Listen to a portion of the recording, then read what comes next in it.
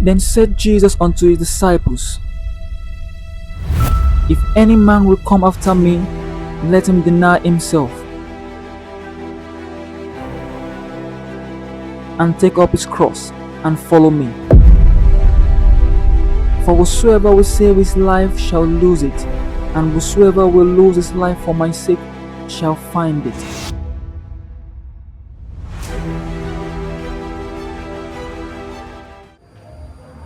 God is using him. He may not even know. Hello?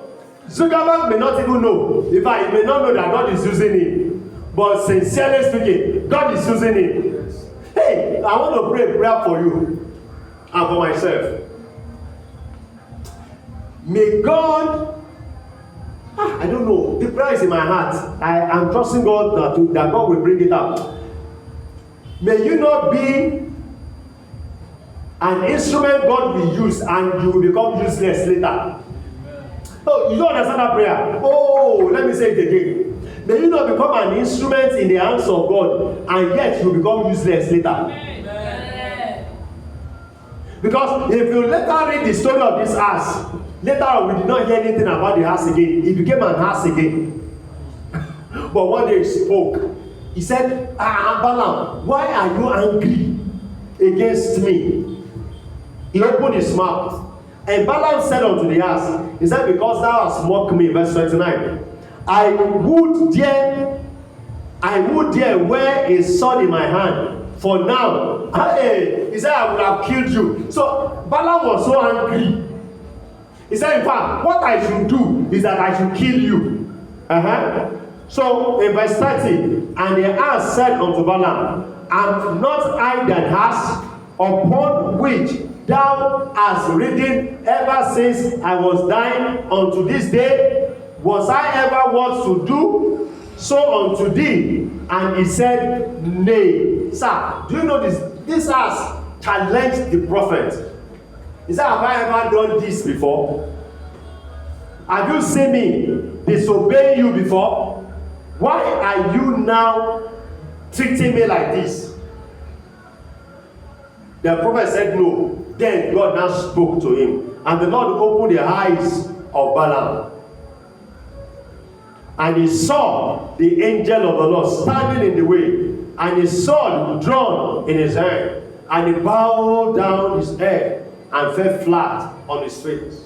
And the angel of the Lord said unto him, wherefore hast thou smitten thy ass these 3 times? Behold, I went out to withstand thee, because thy way is perverse before me. God said to Balaam, your way is perverse before me. Your way is not right before me. The journey you are embarking on is not right before me. Oh, beloved of God, do you know that there are many prophets that God have actually told, but they have refused. They just want to do their own. God, believe we call them Jonah, Olori Kokon, Ametilapa. Meaning, Mr. Jonah, the son of Amittai, he will not hear. Some prophets have become like this. They will not hear what the Lord is saying. It is what is in their heart. Do you know that there are some men of God that, for example, I am a bishop, he called me and we spoke. Not on phone, physically, for over 3-4 hours, and we spoke on the issue of tithes. And all the man said to me at the end of the day, the man looked at me, he said, this is right. He said, this position of the scripture is right. He said, we know. He said, but unfortunately, we cannot change. He said, it's bigger than us. He said, the church is bigger than us. And I said, no, Jesus is the head of the church. And my final word with him is an elderly man. And I bowed down and I said, sir, as I live, one day you will face the judgment seat of God. You will face this, sir. Heaven knows that you have heard. You will face this.